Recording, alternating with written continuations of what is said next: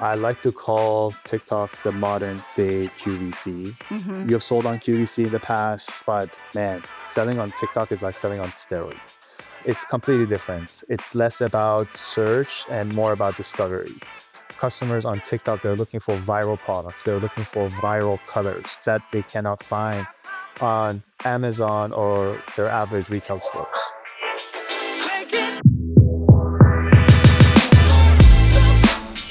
Welcome to Retail Remix.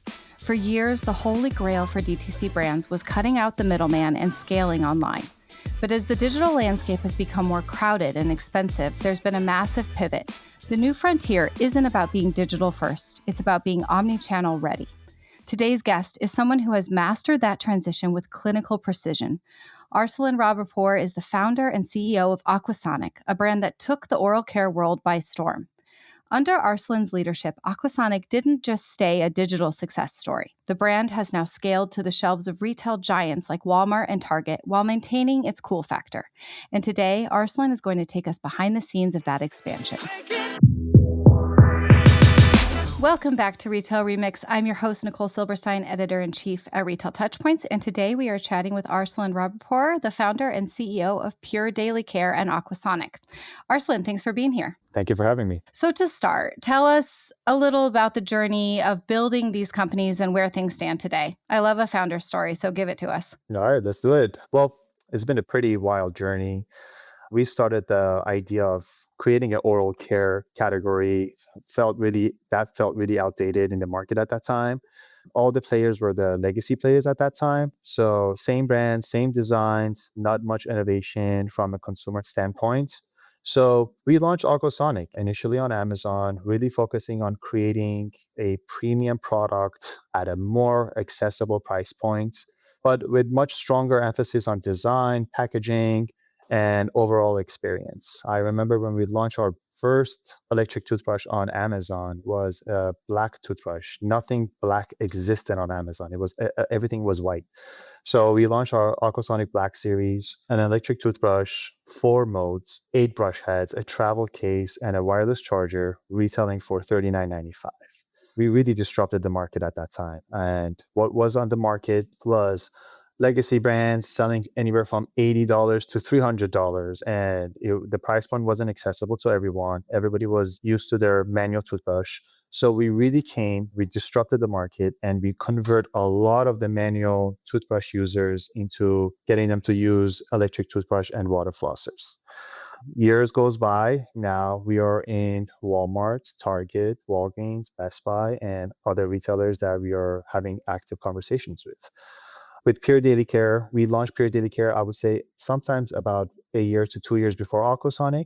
Similar story. Me and my business partner, obviously, we built a lot of brands before that, and we knew exactly what we need to do in order to launch on Amazon. And that's when we started Pure Daily Care. The concept of Pure Daily Care was the product that you use on a day-to-day basis, like facial steamers, LED devices, high frequency machines. And that's how we launched Pure Daily Care as well. You mentioned, the legacy players in the oral care category, and obviously you saw a white space, but where did you find the chutzpah to take them on? These are huge names. I'm just curious how anybody gets over the intimidation factor. Great question.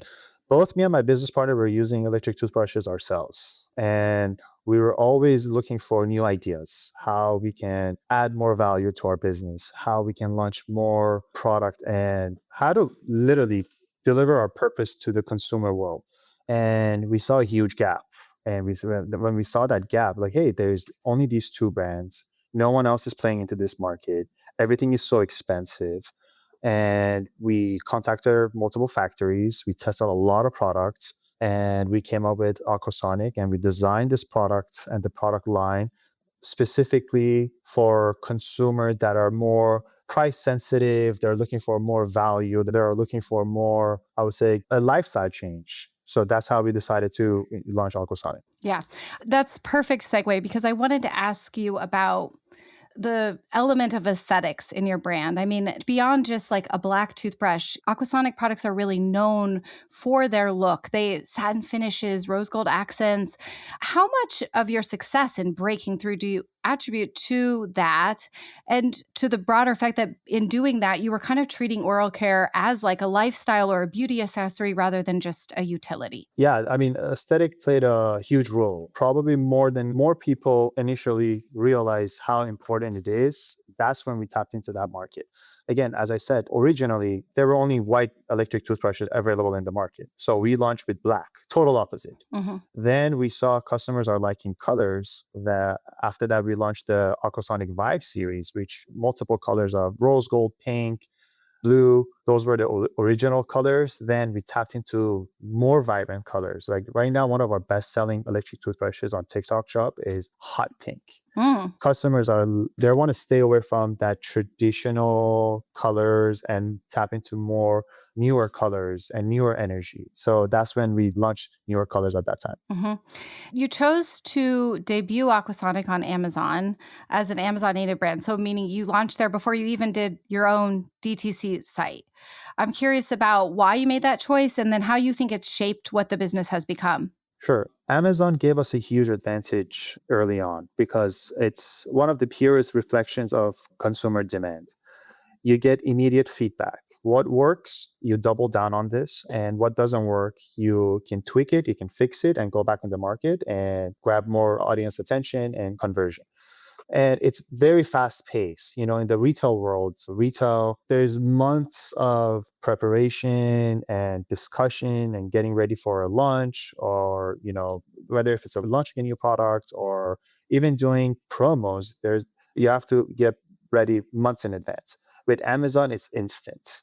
And I got to give it to Amazon and all the affiliates. You get data right away with all these tools that are out there for Amazon. You can really get a lot of great tools to see what the competitors are doing. You get data for yourself to see how you've been performing for the past 6 months, year, 3 years, and where you need to tweak to have a better performance. So, that immediate feedback loop on Amazon really helped you kind of shape and build the brand. Now you do have your own DTC site. You've also, as you mentioned, you're being sold in Walmart, Target. What was the tipping point that signaled to you that the brand was really ready for national brick and mortar scale? So the tipping point was when we saw consistent velocity and strong repeat purchase behavior on Amazon. At that point, I saw that more of our customers are coming back and purchase more Aquasonic. Customers would buy an electric toothbrush for themselves. They look at the value, they look at the quality and how much they've spent. Now they came back to buy another one for their spouse, for their kids, or even give away for holiday gifts. So that's when 3, 4 years ago, I heavily went after the retail world. And since then, we have launched into Walmart, Walgreens. We just launched into Target about 2 months ago, and we are nationwide in Best Buy. And now we're in talks with so many other retailers for down the line in 2026 and early 2027 launch. Has your approach had to change at all as you've started to go into these more traditional retail channels? I always think of things like packaging as being, translating differently when you move from online to a shelf. Did you have to change anything like that? Yes, when we launched on Amazon, packaging wasn't really our main focus. Obviously, our main focus was really delivering a great quality product, lots of value added, having great PDP pages, work on our reviews, work on customer satisfaction. But packaging wasn't really our main focus. When we got into retail, we learned it that we really need to focus on packaging because you only get 2 to 4 seconds, I would say, consumer attention to really have them actually pick up the product on the shelf and want to walk away with it. And we've done a great job in our packaging. And a lot of our customers, when they walk into the shelf, when they walk into the aisle and they look at the oral care section, our packaging really stands out because it tells you really what's inside of it, what benefits you get from using this product. And then they look at the price point. It's a no-brainer. Yeah. Another challenge a lot of DTC brands have as they start to launch nationally is operations. What was the biggest lesson that you've learned about scaling your supply chain and meeting the demands of retailers like Walgreens, Walmart, Target? Well, the biggest lesson was planning way ahead of time. Usually with Amazon, we used to plan out 3 to 6 months. Now with retail, we're doing anywhere from, I would say, 7, 8 months up to 12 months because we really look at the forecast door counts and to see which retailer we're going to be performing at. And based on that, we talk to our supply chain team and we have a forecast pretty much 1 year ahead of launching a product in any retailer. Yeah. And did you have to scale up production at all? Because these are huge channels, lots of stores. You're still on Amazon. Did you have any issues ramping up your production to meet all that demand? Yes, we work closely with our factory to add more production lines exclusively for us so we can meet the consumer demand. Now, you're also selling on TikTok Shop. So tell me a little bit about that channel and maybe how it's different from selling in the other places we've already talked about. I like to call TikTok the modern day QVC. Hmm. You have sold on QVC in the past, but man, selling on TikTok is like selling on steroids. It's completely different. It's less about search and more about discovery.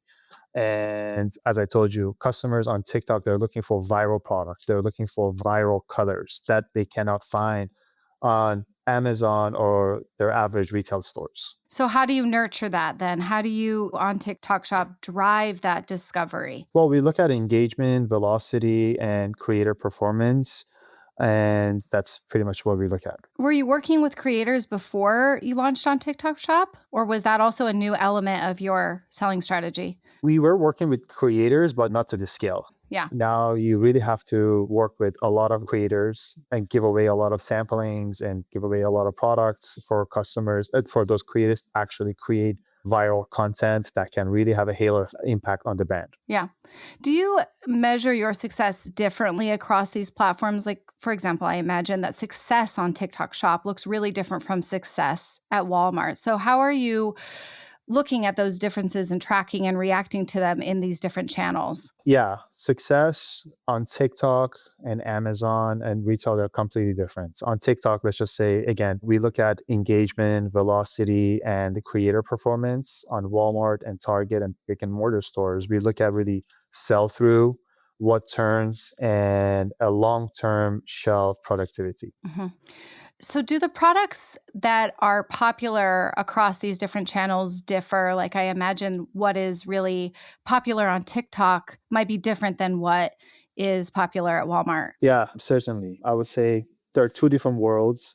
Certain products definitely perform better depending on the platform. And TikTok favors products that are visually have that wow factor, while retail tends to reward towards the value, the clarity of the product, and what messaging is sending to the consumer. Yeah, it's a different shopper too, because I imagine if I'm at Walmart and I'm in the toothbrush aisle, it's because I'm looking to buy a toothbrush. If I'm on TikTok and I come across, like I have come across your products on social and I'm not like, I remember I wasn't in the market for a toothbrush, but I saw that rose gold one and I was like, damn, I think I need that, you know? Yeah, So it is a really different proposition too. The intent of the consumer changes things as well. totally. So now that you started out on digital, you really were focused on that data that you were getting in Amazon.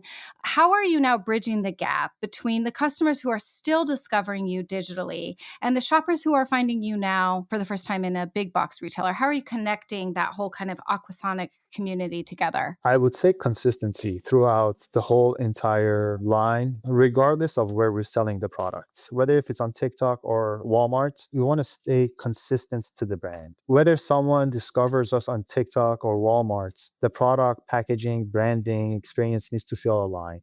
We don't want to sell AquaSonic with a total different vibe on TikTok than we sell completely different set of AquaSonic on Walmart or Target. We don't want customers to feel like, hey, you know what am I getting here that I'm not getting at TikTok? Obviously, yes, it comes down to colors. We understand that part. But like as a brand, consistency is very important to us. So there's been a lot of conversation lately about consumers taking a more holistic view of their health with oral health as a part of that.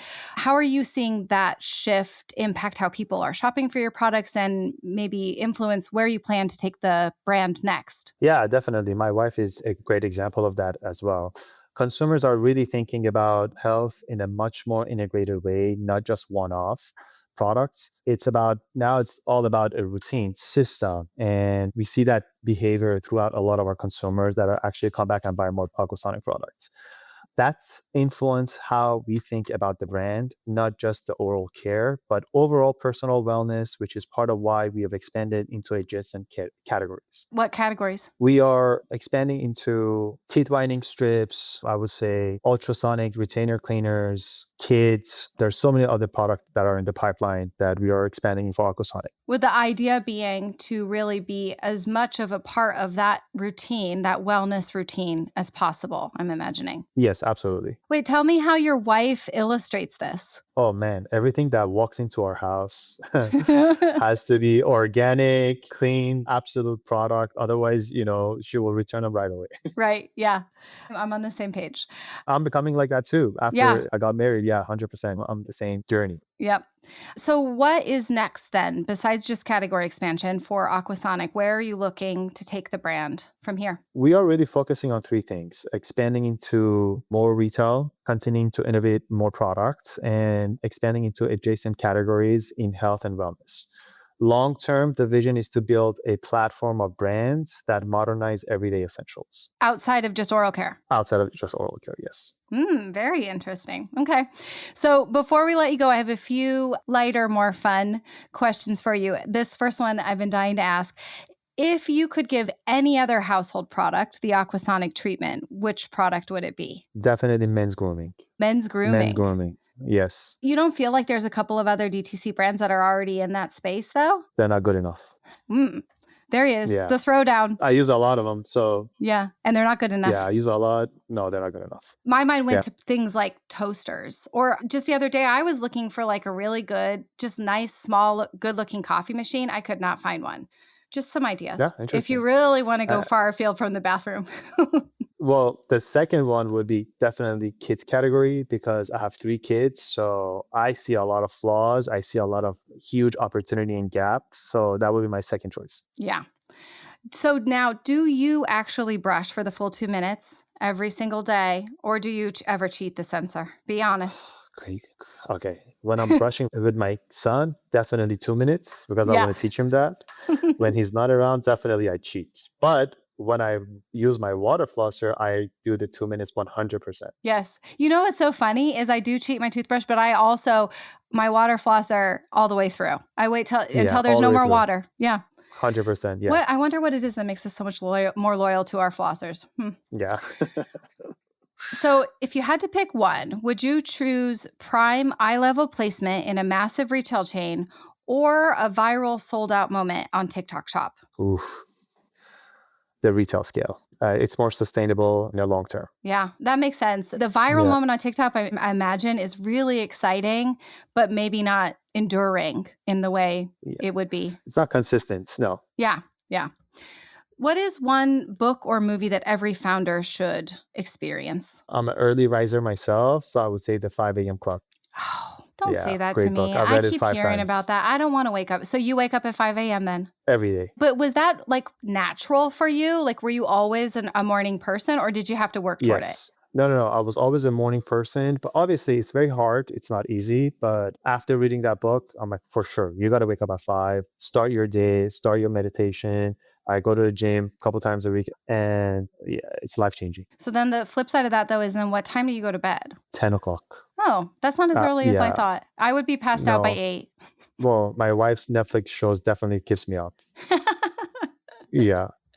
Well, this has been a real masterclass in channel strategy and customer engagement. Thank you so much for joining us today, Arslan. Thank you so much for having me. It's been a pleasure.